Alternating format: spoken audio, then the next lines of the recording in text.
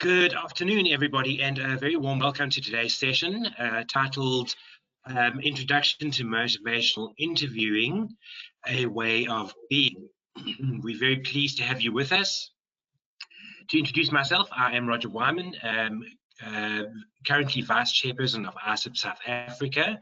And while we're waiting for a few more people to join us, I will begin by saying a little bit about ISSUP itself. ISSUP is the International Society of Substance Use Professionals, and it is a membership-based organization with over 20,000 members worldwide, working in the fields of substance use prevention, treatment, and recovery care. If you have not done so already, please head over to the website, ISSUP.net, where you will find information on how to sign up for free membership and also have access to the wealth of resources and publications that you around the field of substance use disorder prevention, treatment, and recovery care. You can also watch all of the recordings of past webinars and be informed about upcoming events. At this point, I'd like to thank the ISSUP staff for providing the technical support for this event. So I'm going to start by introducing our webinars. Our presenters today, our esteemed colleagues from ITTC in South Africa, the Information Technology Transfer Center in South Africa. Today we have with us Dr. Amy Adams. Dr. Adams is a clinical psychologist, senior lecturer and researcher in the Division of Addiction Psychiatry at the University of Cape Town. She developed the curriculum for the motivational interviewing component of the South African ITTC training and is a master trainer for the center. She co-developed curricula for motivational interviewing and cognitive behavioral therapy for addictions for the postgraduate diploma for addiction care at the University of Cape Town and the University of Stellenbosch, where she had lectured for these programs for over 10 years. Her current research interests are mainly in evidence-based interventions for harmful substance use, with a particular focus on mothers who misuse substances. Her other research interests include mother-to-child attachment, trauma exposure, and maternal PTSD. Joining Dr. Adams today is Ms. Shahima Ali. Shahima is a registered counsellor with the Health Professions Council of South Africa. She has experience in working with individuals with substance use disorders and other mental health issues, and is a lecturer on the postgraduate diploma in addictions care at the University of Cape Town, and convenes a postgraduate diploma in public mental health at the Centre for Public Mental Health at the University of Cape Town and Stellenbosch University. She serves as the Assistant Director for the South African International Technology Training Centre, the SAITTC, where she develops and adapts curricula to be disseminated nationally. She trains professional and non-professionals across South Africa in motivational interviewing and screening, brief intervention and referral for treatment, otherwise known as ESPERT, and is part of a few research projects at UCT. We want to welcome Dr. Adams and Ms. Ali to this webinar. Thank you so much for availing your time to share this fantastic information. We look forward to hearing what you do. Just before I hand over just to our attendees, please feel free to post any questions that you might have during the webinar in the questions box located at the right of your screen, and we will hopefully get to them at the end of the presentation. So without any further ado, I will hand over to our colleagues, Dr. Adams and Ms. Ali. Thank you so much. Thanks so much, Mr. Wyman. Thanks for having us. We are both so happy to be here today with you all. We have quite a bit of information to cover. It's an introduction to motivational interviewing. It is by no means comprehensive, but we will be touching on the key aspects of the theory and highlighting other things as well. So we welcome you all again. Thanks for joining. So what we'll be covering is a basic introduction. What is MI? What is this thing that everyone keeps talking about? What is the spirit of motivational interviewing? and briefly the 5 principles of MI. Then we'll look at the counseling skills used in MI, known as the OARS, and then very briefly also touch on the strategies to engage your clients in MI. So starting off with what motivational interviewing actually is. A basic definition is that it is a collaborative conversation style for strengthening a person's own motivation and commitment to change.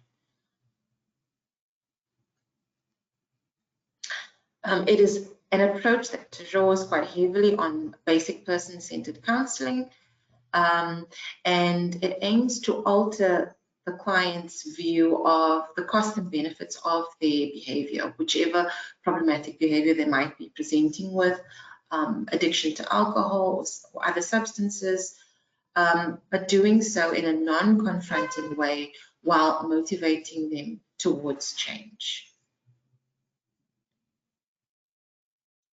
So why is motivational interviewing so popular? Well, firstly, it's effective.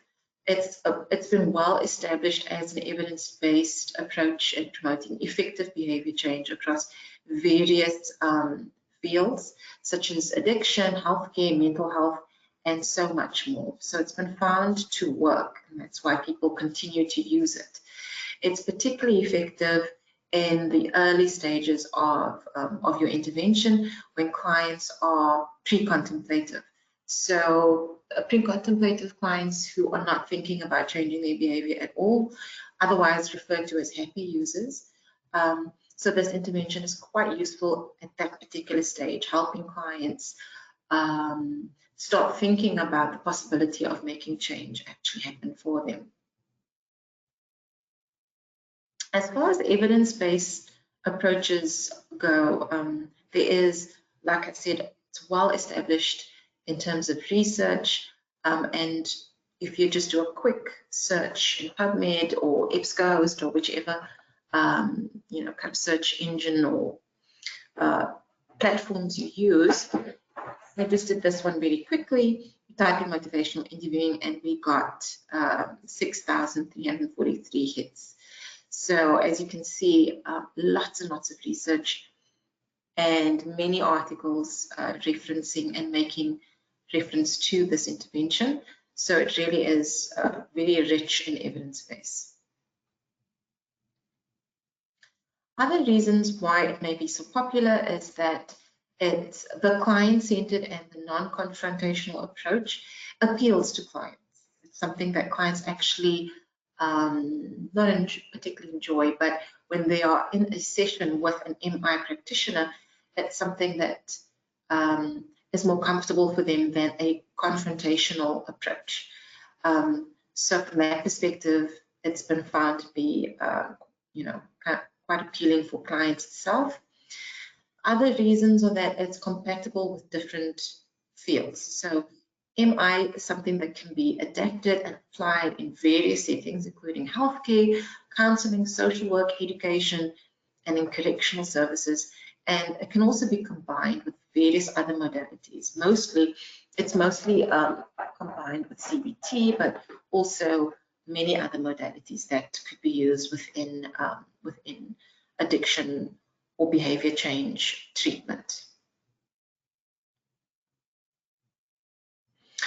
Another reason is that it's fairly easy to learn and it's fairly easy to use. I wouldn't say that it is easy or simple. It's actually deceptively complex, but there is an ease of use within the intervention, and it's also task shareable. So as a practitioner, it's something that you can learn and you can easily develop your skills as well. And it is task shareable with a wide range of paraprofessionals. So it's not just for trained psychologists, trained counselors, trained social workers. It is also for people who do not necessarily have degrees, etc. So it works really well within a research setting too. And also resource limited settings. So overall, the combination of effectiveness, flexibility, and the client-centered approach is something that has contributed to the popularity of this particular intervention. So what is it that makes it actually different from the way we usually interact with clients struggling with addiction? So if you look on the left hand of your screen, the informative or more coercive model, in this model, usually the practitioner is the expert in the room and they would offer advice to the client. Motivational interviewing is different in that it actually tries to change that dynamic between the client and the practitioner, so that the practitioner is not seen as the expert per se, but that there's more collaboration between yourself and the client. The coercive models, usually the practitioner tries to persuade the client to make change happen. If the advice doesn't stick the first time, we have to repeat the advice again and again until it sticks, hopefully. And being the expert in the room, the practitioner also represents the authority in the room. The benefit of this approach is that it does tend to move along very quickly, and that's why it can be a bit of a struggle to let go of this way of engaging with clients, because it helps you move the session along quite quickly, move the process along quite quickly. Some would even say it helps make change happen quite quickly. But from research, what we have found is that those initial changes could very well just be an initial kind of compliance, putting your client in a situation where they are kind of feigning or faking their compliance with you and the strategy and the process, but actually further down the line in the long term, it's not sustainable change that is being made. Whereas with MI, as the practitioner, you're wanting to stimulate your client's own internal motivation. You try to listen and understand the situation, your client's situation. You summarize the points of view from the client's perspective. You promote a collaboration between yourself and the client. So it's very much a collaborative process between the two of you. And you proceed step by step. On the downside, it does tend to take a bit longer to do, and it can, take more time. So, which we don't always have, but the benefit usually outweighs that whatever changes do happen, they are more sustained. It is an approach that is grounded in a respectful stance with a focus on building rapport, establishing a good working relationship between yourself and your client, especially in the early stages, and then maintaining that relationship going forward. It's centered around identifying, examining, and resolving ambivalence about changing behavior. And we'll talk a bit more about ambivalence soon. And the client's ambivalence about change is actually at the core of the intervention. Is such a crucial aspect of the intervention itself.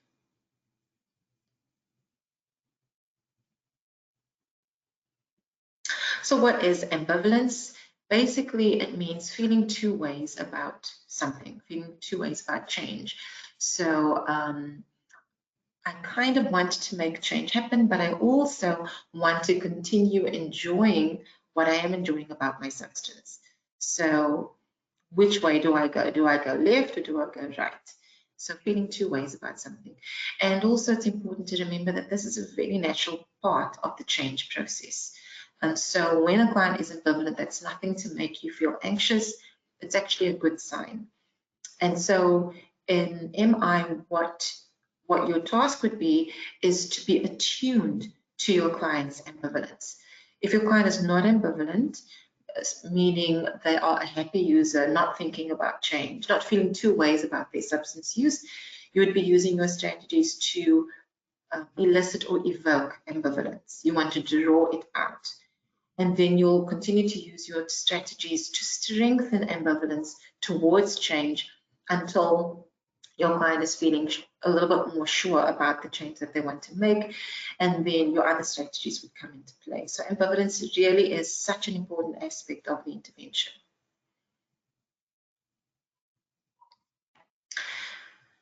Okay.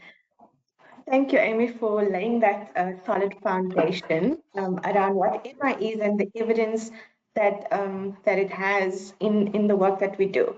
So I'm shifting over to the spirit of MI, and we're going to get into some of the foundational aspects of what MI is, and then some of the skills that come with it in the next few minutes.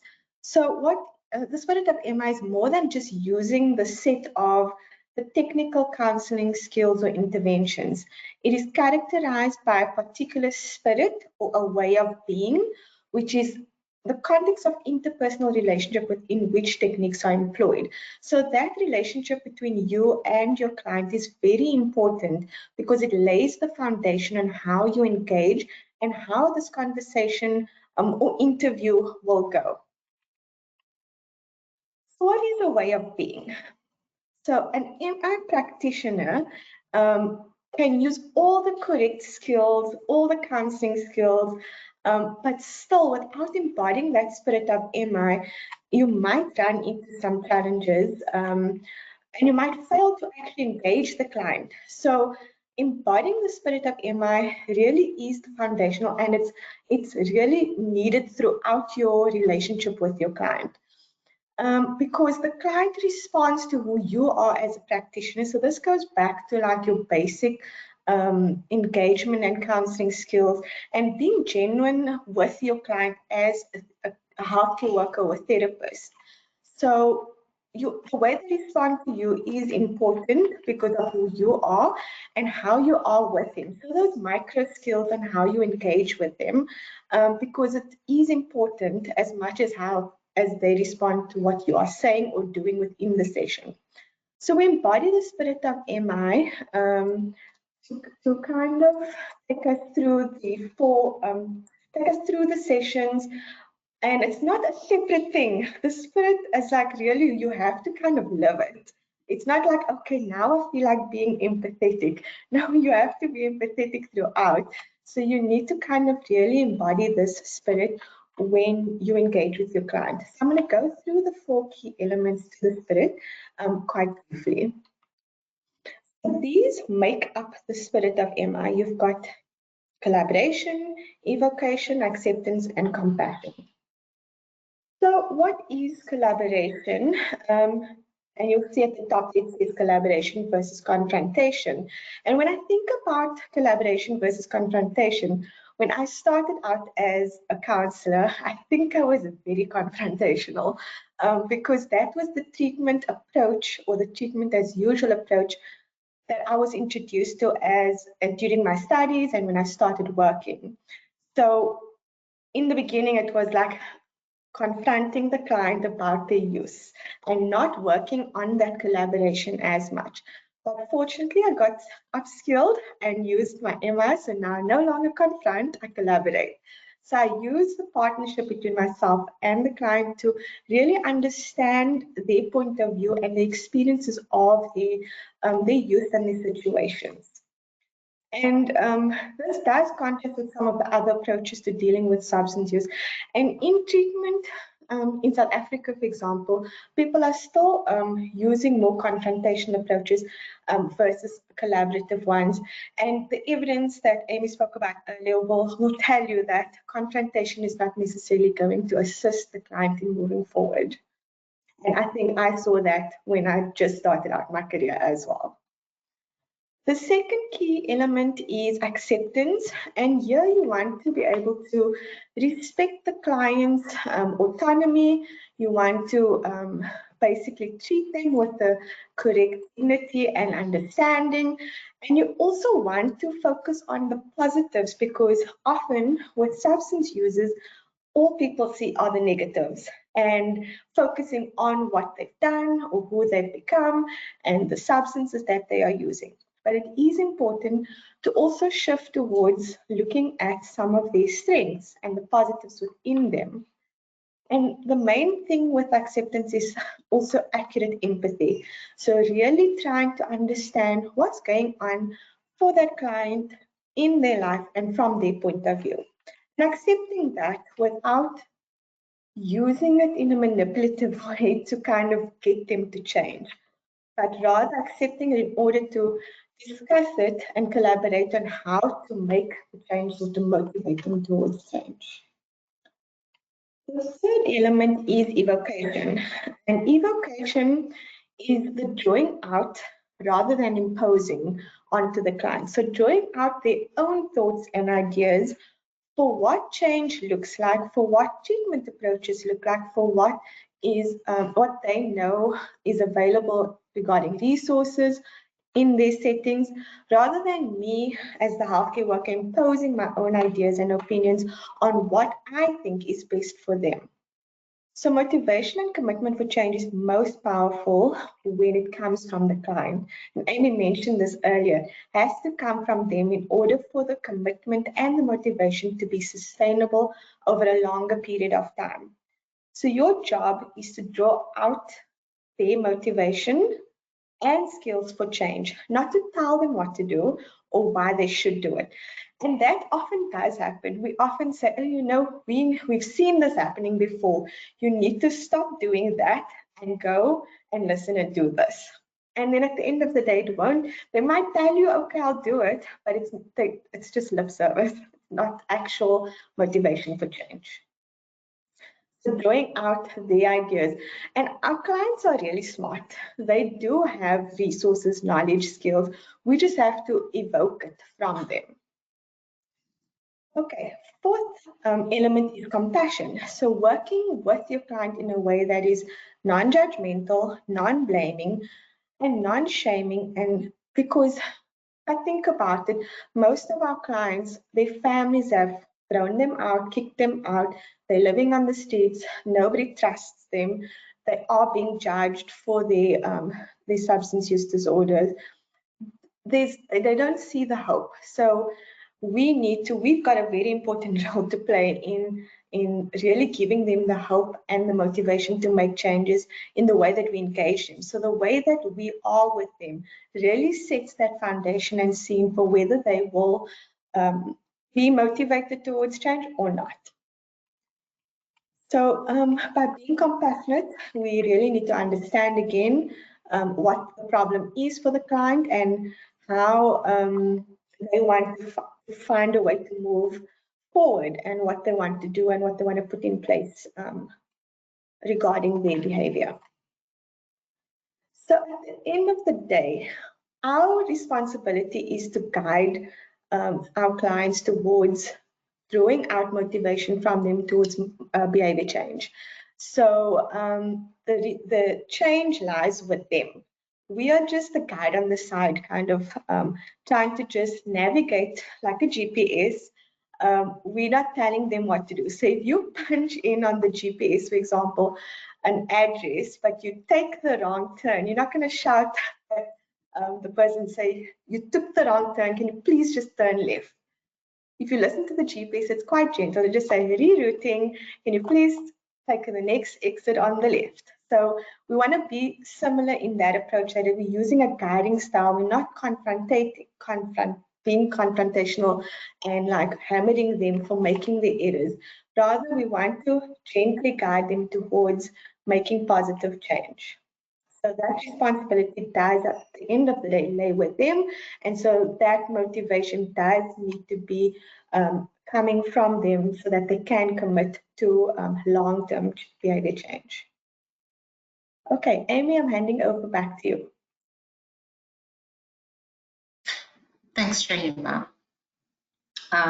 So I hope now that everyone has a really good understanding of the spirit of MI and what is meant by a way of being. Very briefly, we're going to touch on the 5 principles of motivational interviewing.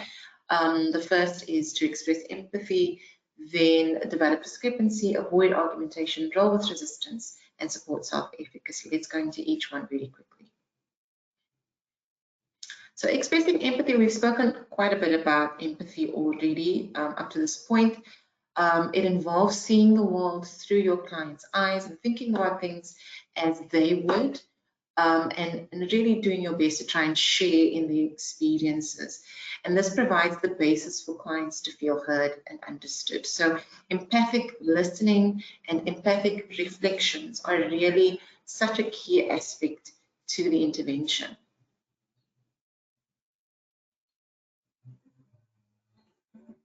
And then next is developing discrepancy. So motivation for change occurs from this perspective when people perceive a mismatch between where they are right now and where they want to be in the near future or the distant future. And that discrepancy between where they are and where they want to be creates an internal conflict. And MI works to develop this by helping the client examine these discrepancies between where they are or the behavior they are displaying right now and where they want to be and how they want to be in the future, or if they have any specific goals for the future. And so in your sessions, you would utilize this internal conflict by amplifying these discrepancies so it overrides the current behavior or overrides the desire to continue in the current behavior and creating this internal motivation for change. Avoiding argumentation, very simple. Confrontation and arguments will lead to resistance and defensiveness. Our clients are quite skilled at picking fights. So if they want to argue with you, they know which buttons to push. I think anyone with any kind of experience with clients would know this. And so in this stance, you really just want to avoid that trap. And it sounds much easier than what it actually is. It's actually quite hard to do. So as skilled as your client is at pressing the right buttons, you will need to be skilled in avoiding and sidestepping and finding ways to not kind of enter into arguments with them and enter into those traps that they set for us. So remember, gentle persuasion and respect is the key. It's a key element in this approach. Rolling with resistance, also very similar to the previous principle. So resistance occurs when a client experiences conflict between their views and their thoughts and ideas and that of the practitioner that they are sitting with. And when the client experiences their freedom or their autonomy being infringed upon.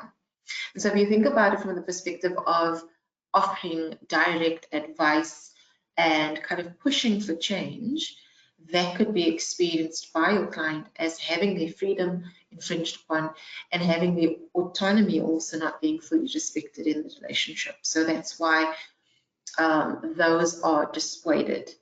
So avoid eliciting resistance by not confronting the client when resistance occurs, and allow any resistance statements or behavior to actually remain unchallenged, especially in the early stages of the intervention and the relationship. So it doesn't mean that you need to kind of leave it unchallenged throughout the process, but certainly in the early stages.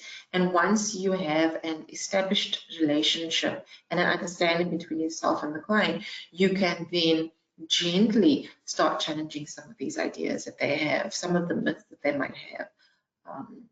My favorite one is Dacha is a herb. So if you hear that in the first session and you really are looking to have a heated debate, then you would question that. Okay, so in MI, you wouldn't do that. You would just roll with that kind of resistance and avoid kind of talking about it and bring up other topics of conversation in the session. And then the last principle is supporting self-efficacy. One of the things I love most about MI is that it is a strengths-based approach. It believes that clients have within themselves the capabilities to change. And from this perspective, there's also this understanding that we, as the practitioners, we don't make change happen. We simply facilitate that process. All the strength that is needed lies within the client. We just need to draw it out and develop it. And our clients believe that change is possible. their own sense of self-efficacy is needed to instill hope. And if you think about the clients that we see in the field of addiction, or just behavior change in general, a lot of that hope has been lost. So the interaction with you needs to be quite unique.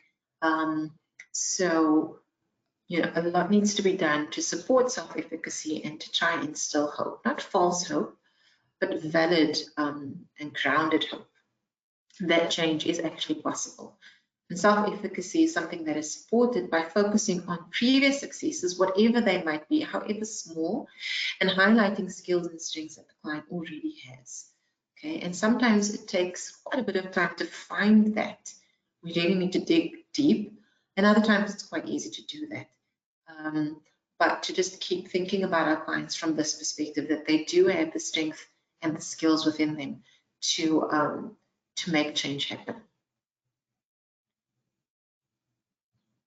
Okay, right, Shema, I think you will be taking us through the OARS. Yeah, and don't forget, you guys are welcome to please ask us any questions based on the introduction on what MI is, the spirit, or the 5 principles. This is like a whirlwind tour, quickly just going through these foundational elements of MI. So we understand if certain things aren't going to kind of make a lot of sense right now, but there are other trainings available that we do offer, which we can share with Raja and team to disseminate with you all to join some more trainings. So yeah, I'm going to move slightly over to more skills-based approaches in MI. Emma, did you want to say something? Oh, okay.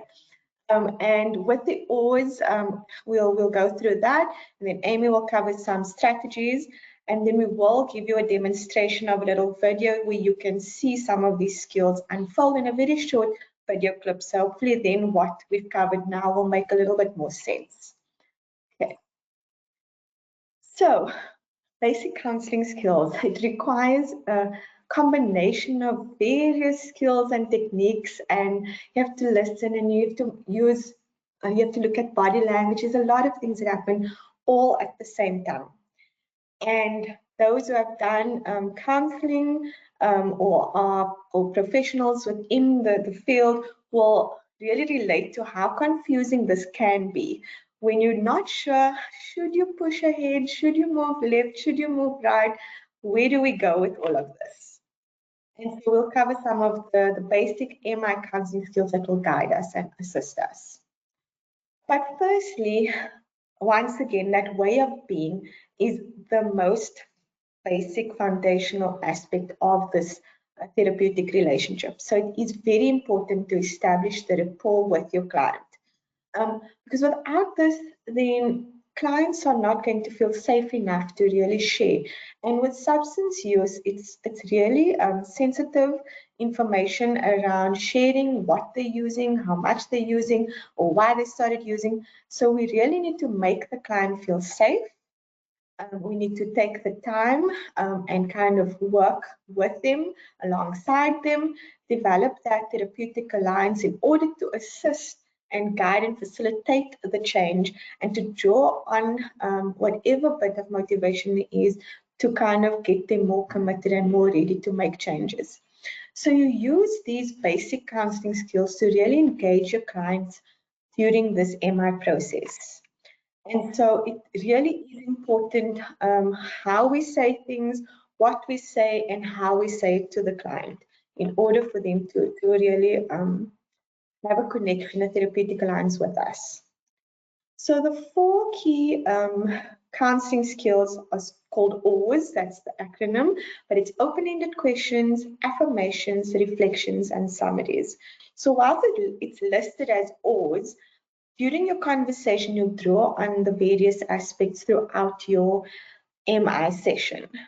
But I'll go through each one, and then in the video, you can kind of try to identify what is an open-ended question. Do you see an affirmation, a reflection, or a summary? So our open-ended questions really it invites elaboration and thinking more deeply about an issue. By asking open-ended questions, it creates forward momentum to help the client explore what are the possibilities for change.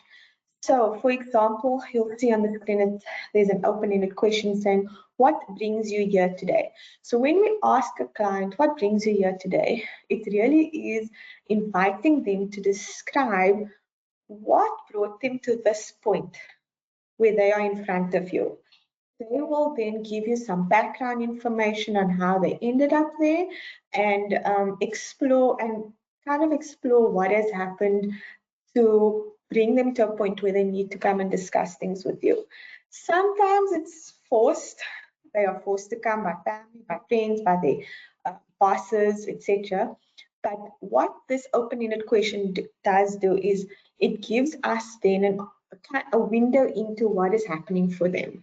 So if you can think about the spirit and the principles, already just developing empathy just by asking open-ended questions to really understand where they're coming from. So opposed to the open-ended questions are the closed-ended questions, and we really need to be mindful in a motivational interviewing session to try and avoid the closed-ended questions. And the reason for this is because it limits the person's responses towards you. So if you ask a question, a closed-ended question, like on the screen, so you're here to talk about your drinking, is that right? The response is either going to be yes or no. And then that's where the conversation basically ends. And you'll have to ask more questions in order to get information from the client. Open-ended questions in MI are vital to get the conversation going. Remember in the definition that Amy said right at the beginning, it's a conversational style and approach. So it's not a yes-no interview like, why are you here because of your drinking? Yes. Do you think you have a problem? No. How much do you drink? 3 beers. We want to avoid those short answers. We want to develop a conversation. So here are some examples of closed versus open-ended questions. Do you feel that you have a drinking problem? No, I don't. Versus, and you want to be sure to make sure that the questions are inviting the person to elaborate. So is it important to complete this program successfully? And do others believe you have a drinking problem? Yes or no? What do others believe about your drinking? Those are all closed-ended questions. And so on the right, in the green, you'll see now the open-ended questions compared to that.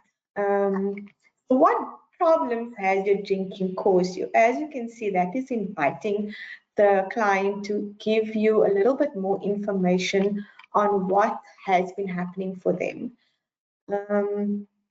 How important is it for you to complete the program successfully? Again, it's not a yes/no answer.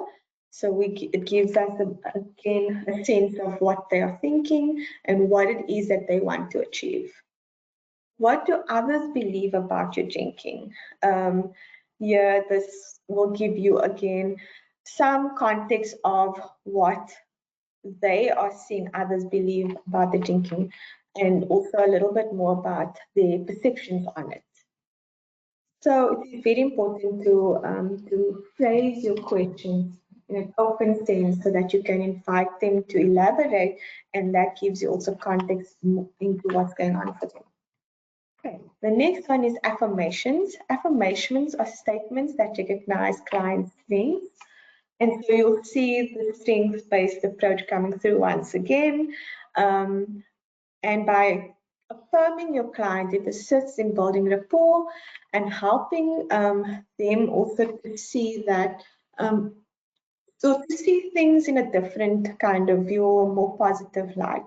So instead of just focusing on all the negative and the things that they have done or haven't done, you can focus or reframe or rephrase things to look at more positive things that's going on for them.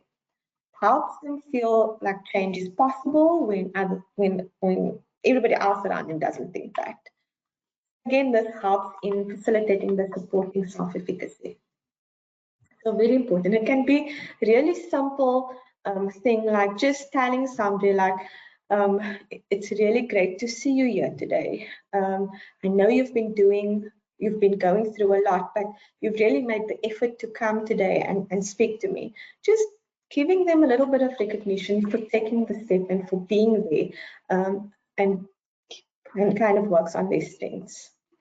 So I see my time is going up and we still have to cover some more things. So I'm just going to put some affirmations up here, but I think you guys will really get to see a bit of it in practice. So basically, I'm just going to read the last one. I called a few people this week about a job, about 3 people, I think. An affirmation to them is, so you've made 3 calls about possible jobs this week. Like, really, that's great. You made that effort. Good job. Okay. Then the third aspect of the counseling skills is reflections. And this is also really, really crucial in moving the conversation forward, and it is one of the most important skills in MI. And the purpose is to bring to life the principle of expressing empathy. So you can start seeing the patterns of what the MI, the foundations and the skills, how it kind of combines and how we need to engage and really be with our client. Empathy stands out for me throughout the conversation.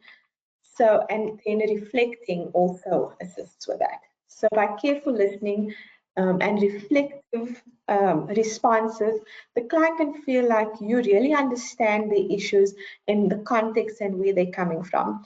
So it also gives them a sense that they can trust you, they feel safe because you're really listening and understanding, you're not just pretending like you understand them. So a simple reflection is taking what a client says and then repeating or slightly rephrasing what was said. So this is just a simple reflection. In MI, there are different types of reflections, and we cannot go through all of them today, but this is just the basic kind of simple reflection. Here's an example.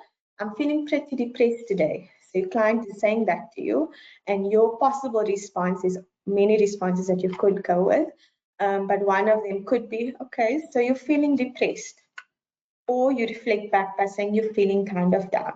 So really just reflecting back what they have said in a slightly different way so that they can see that you've really understood them. Then the fourth counseling skill is summaries, which is a special type of reflection. And summaries can be used at the beginning of like a second or third session where you would recap on what has happened in the past few sessions, or at the end of a session where you recap on what has happened throughout that session. And you can use this to kind of shift or direct the client to move forward when you do a summary. Hopefully in the video you'll see some of this as well. Summaries can highlight both sides of a client's ambivalence, like Amy said earlier, that feeling of 2 ways. So you could summarize both of those feelings or thoughts, and it helps with developing discrepancy and between what the client is saying and what is happening for them. And so summaries can help kind of just make people aware of that. Okay, Amy, I think I took some of your time, but that is OARS. I'm going to move on to your strategies.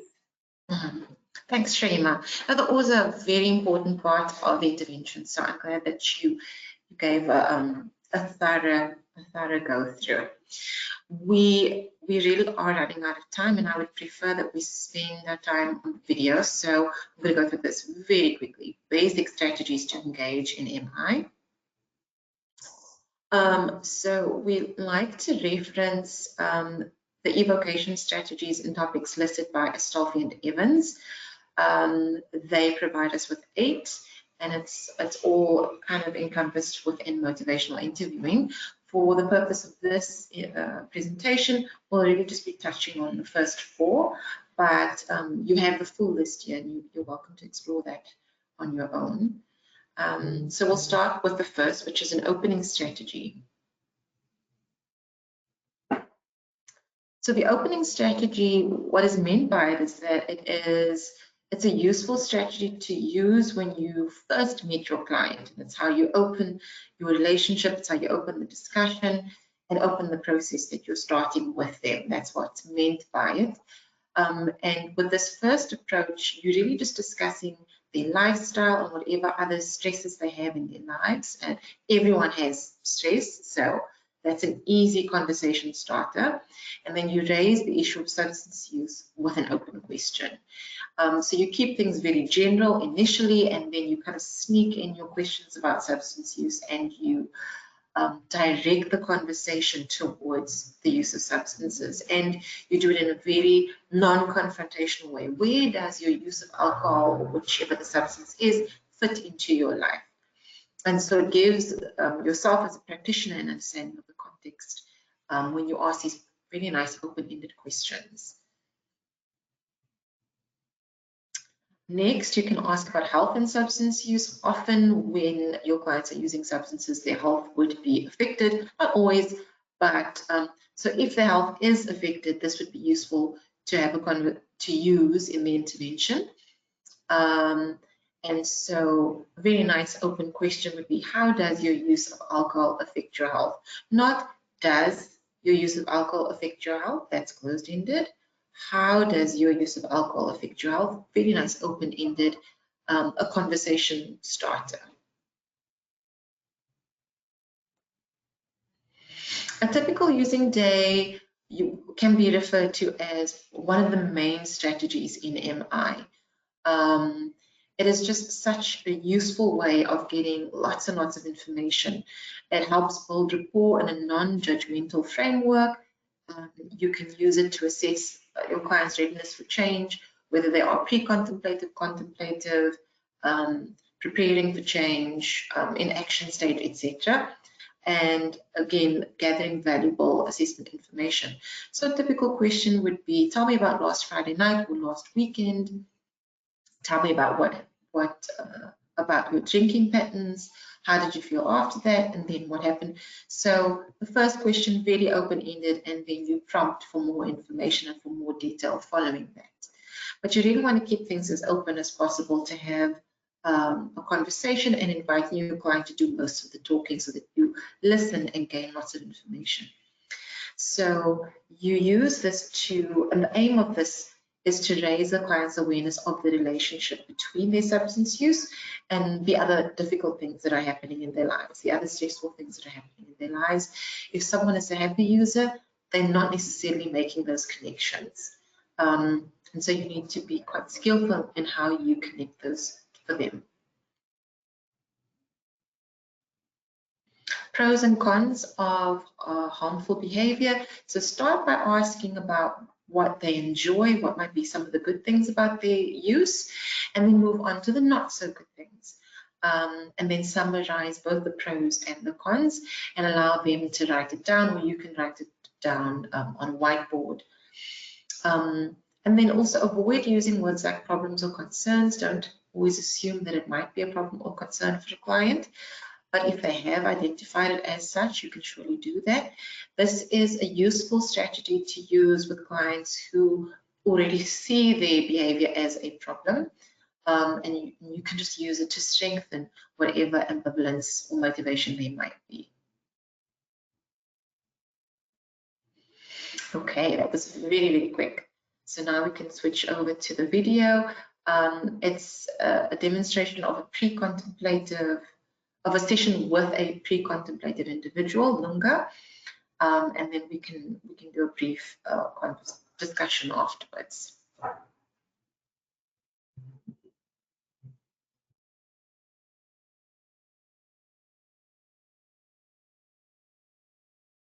When the video plays, just make sure that your sound is up, because sometimes, yeah, it goes a bit soft. So it's just a 5-minute video, quick.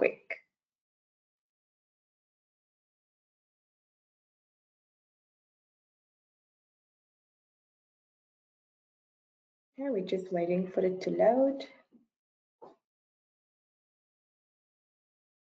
Good morning, Lunga. Thanks for coming in today. Good morning. So, Lunga, tell me what brings you here today? My boss sent me here. I think he has a problem with me. That's why I'm here. Okay, so your boss sent you here, but it seems he might be concerned about something. No, he has a problem with me. I think he's jealous of me or something because I'm popular at work and nobody likes him. So I guess that's why I'm here. Okay, I see. I think I understand now. So you're here because he sent you, but that must be really difficult for you then. I wonder how you feel about being here today. I don't feel good about everything. Plus, my wife is always on my case about everything. So everything is so frustrating. Of course, I can understand how difficult it must be for you to be doing something you think you don't need to do. I'm frustrated about everything because my wife complains about everything. So it's really too much for me. Okay, so your wife, you say, is also nagging. Tell me more about that. My wife keeps on complaining about everything, especially that I'm coming home very late and I'm not there for her, blah, blah, blah. So she keeps on snagging. Okay. Yeah, she doesn't understand how stressful my work is and that I'm not there all the time for her and that I always hang around with my friends having beers. Okay, so you feel she doesn't understand what you're going through and what you need to do to relax. Yeah, I mean that. Do you understand? No, sure. But it sounds like there's some real conflict in your marriage at the moment. I'm curious though about what's happening at work. Tell me more about what your boss has been complaining about. My boss, I don't know, he complains about everything. Okay, but such as what exactly though? Tell me more about that. Like I'm always work at work, especially on a Monday, and I can't help it when there's a strike, when there's a taxi strike and there's an accident on the freeway. Okay, so you've been late for work, and what else does he complain about? He always complains that I was good at work before, but now I'm slacking and my numbers are not what they should be. And sometimes he doesn't understand that you can't work properly when you are always tired, and I'm having some difficulties to sleep. That's why I always come at work very tired. And you understand that sometimes you can't work properly when you are tired. Sure, no, that would be very difficult to do. Tell me, when did these sleep difficulties start? I don't know, 6 or 7 months ago. Okay, so that's a long time to be struggling with sleep. Yeah, that's why I drink so much. Because if I don't drink, definitely on that night, I won't sleep. Okay, Lunga, so when we started our conversation, you said that your boss is jealous of you and you're here because he sent you and he's doing this to get back at you. But it sounds like there are some real things that you're struggling with at the moment. You have a stressful job, you have conflict in your marriage, you're struggling with sleep, and your boss is unhappy with your work, so much so that he sent you here to see me. And you're dealing with all of the stress by drinking every day with your friends, right? Yeah. So I'm wondering, how does all of that make you feel? If you put it together like that, it sounds very, very, very serious and it's very bad. It's a very uncomfortable place to be in. I wonder, how would you like things to be different?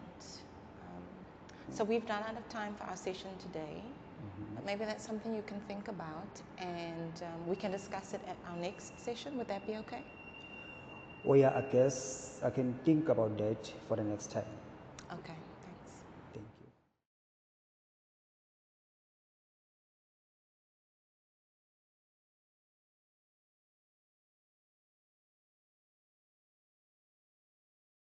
Okay, so that was just a role play. It's not a real client. As you can see, Amy was the therapist, and we had one of our other colleagues play the client. It was a pre-contemplative session, and you will notice that he wasn't ready to change, and you can see how everything else around him was an issue, but not his alcohol use. And the therapist skillfully used open-ended questions, lots of reflections, and that then directed and guided it towards developing some discrepancies. So you'll see some of the strategies, some of the principles, the counseling skills coming through in a 5-minute video. And so it's really interesting how you can kind of use some of these skills with a short session with your client to really elicit and evoke some thoughts and ideas about what the challenges are from their point of view, and then navigating them towards maybe becoming more ambivalent. So it is pretty contemplative, and ambivalence is key, as Amy discussed at the beginning. So we want to become ambivalent, and at the end, I think we got there. When he was like, when you summarized, when the therapist summarized, I'm not going to say you, Amy, because you're the therapist and it's a different role. But you really got him thinking like, oh my word, this is actually quite serious when you summarize everything I just told you. So those reflections really does help. The summaries really does help put things into context and perspective. Because none of the stuff that was given back to him was what the therapist came up with. Everything was taken from the client and packaged neatly and given back. And so they could really reflect it. Yeah, Amy, you want to add anything else? No, I think you've summarized it very well. But I think that's kind of all that we wanted to share with you today. And so we don't have much time at all. We'll see if there are some pertinent questions that we can address if possible. Thank you, Amy and Shahima. That was a very, very informative and very interesting presentation. We have a lot of pertinent questions, so I'm going to pose a couple of these questions and hopefully schedule a follow-up recording where we can answer all of the questions and post it online along with this presentation. So thank you for that. The first question I want to ask is posed by Chris, and he asks, as an interventionist, would you consider it prudent to give rudimentary or basic guidance about MI to family members living with an addict in their midst? Yeah, I think that is absolutely fine. What's also great about MI is that it's not. I think I said it before that it's not just for professionals. It's not just for practitioners. It's for anyone and everyone. It's a way of engaging with people. So even if you're not sitting with a family member who is addicted to a substance, this is a way of being and a way of engaging with people that could be useful in almost kind of any sphere. So if you are sitting with family members and you're concerned about how they are engaging with their family member who is abusing substances, I think it's absolutely fine to share some of these ideas with them. It would be nice, obviously, if it's coupled with a really good understanding of what addiction is. I think that is probably one of the key aspects that family members just don't understand. They think it's all about willpower, that the user is choosing this, chooses to destroy their lives, and there is very little understanding of what addiction actually is. So as long as it's coupled with a lot of all that kind of other psychoeducation, I think it's absolutely fine to share some of these skills and strategies. Thank you. The next question that I'd like to pose was posed by Lawrence, and he asks, should you compromise with your client? And if so, how far should this compromise go? Well, I think it's a bit difficult to answer because it depends on what you're wanting to compromise. So if there was a little bit more context to it, I could respond better. Yeah, I think certain things not good to compromise, and other things it's okay. Absolutely. I don't know what specifically it is. Yeah. Yeah, I think it's on a case-by-case basis. I mean, really, if you're thinking about how you implement MI into your practice, it's going to work very well with a lot of people, but some of them you're going to have to try and be a little bit more, go a little bit more in depth with certain clients in terms of how to actually make it more effective for them. So yes, I think context is the key word there. It's all about that individual at that specific time. And if you as a practitioner do feel that you need to compromise to a certain extent, then perhaps it would be relevant. The next question I think I'd like to pose would be, this one. How do you adopt MI to your local culture and context? How do you? Gosh. So I think when it comes to engaging with clients in a room with you, whether it's as a counselor or as a social worker, whatever your role is, it's such a dynamic process. So it's something that happens between yourself and the other person. And you have to understand the person sitting in the room with you. You have to understand their context, their perspective, their worldview. And so from that perspective, you have to combine what you know about MI and kind of couple that with your understanding of your client, and then try to adapt it to meet them where they are.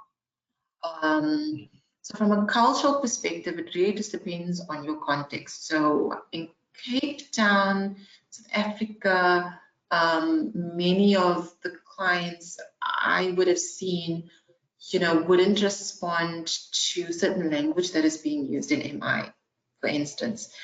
And languages, I mean, culture language is embedded within culture and vice versa. So the specific type of language, slang, that is being used in the context that your client is living in, that is definitely one of the things that you can use to adapt. So you don't need to use kind of formal language. You don't need to use Americanized language. You can use kind of slang that your client is more familiar with. So I think that's one of the easier ways. That's just an example off the top of my head. But you yourself as the practitioner, it lies squarely on you about how to adapt this intervention. It's not an easy task, but what's nice about MI is that it lends itself to that. It is open to that. It's not strict about how it's being used. So it really is your creation in the session. If I can just add to what Amy's saying, so with my experience training across South Africa, when I go into, for example, KwaZulu-Natal, where language is such a, you really have to understand the culture and the language for those clients. In my trainings, I often get them to workshop what would, especially the open-ended questions and like those little phrases that when you translate directly from English into a different language, it's not going to mean the same thing. So I get them to workshop on what would feel appropriate for that culture, and then adapt it in that sense.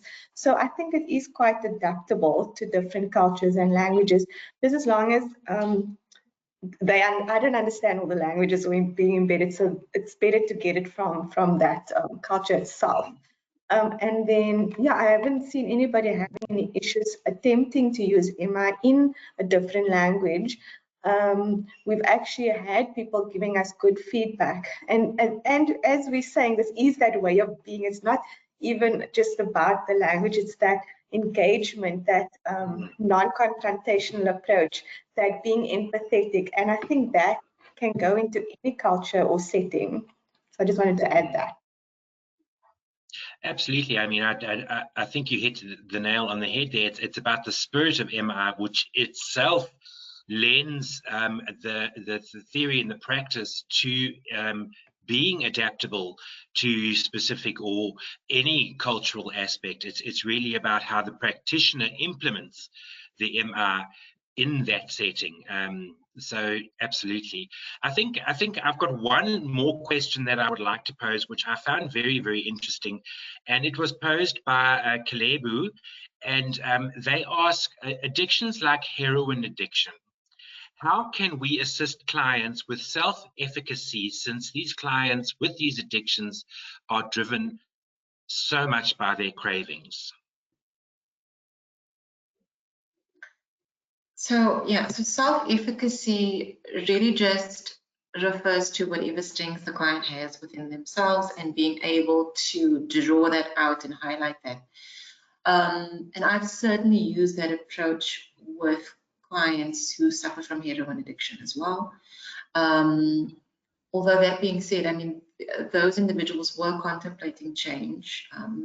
Some were pre-contemplative, but many of them were contemplative. So even though the addiction is so heavily entrenched, they weren't always addicted. There was a time when they weren't addicted, and you can reflect back to those times, and you can reflect back to whatever strengths they had before, and certainly throughout the addiction, there would be glimpses of internal strength that you can draw on. So this approach is really something that can be used throughout the spectrum. It's just, I mean, you might struggle, like I said before, it might be a struggle. You have to dig really deep. You have to go, you have to kind of be venture into their past, venture into their lives to find it. But I'm really sure it would be there, no matter how small. Even Amy, I'm just thinking, I said it earlier as well, our clients are smart and they've got skills. So even in the state of using, they're using some skills that they could then channel into a more positive light. So just reframing things for them and saying, you've got the ability, right now you're doing this, however, you could change it into a more positive behavior.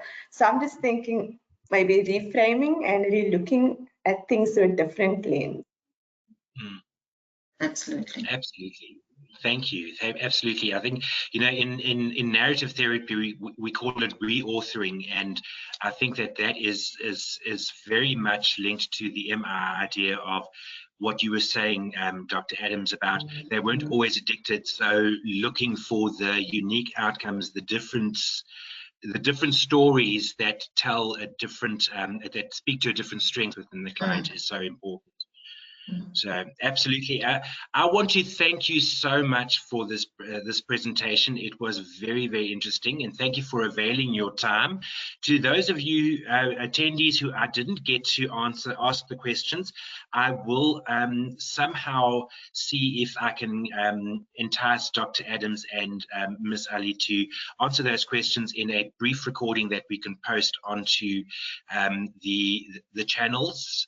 And just a reminder to all the attendees that this recording of the webinar will be available in the next 48 hours on the ISSUP website and on YouTube. So please don't stress about not having seen all of it. And once again, we want to thank you all for joining us, and we hope that you have learned something new. It certainly was a very informative webinar, and there were a couple of queries about how to get more information, and we will ask ITTC to share links with us that we can post onto the ISSUP website. But please feel free to reach out to ISSUP and have a look at the resources that we have on there. And with that being said, on behalf of ISSUP and on behalf of our presenters today, we want to thank all the attendees for joining us today, and we hope that you have a wonderful rest of your day. Thank you so much. Thanks, everyone. Goodbye. Bye. Bye.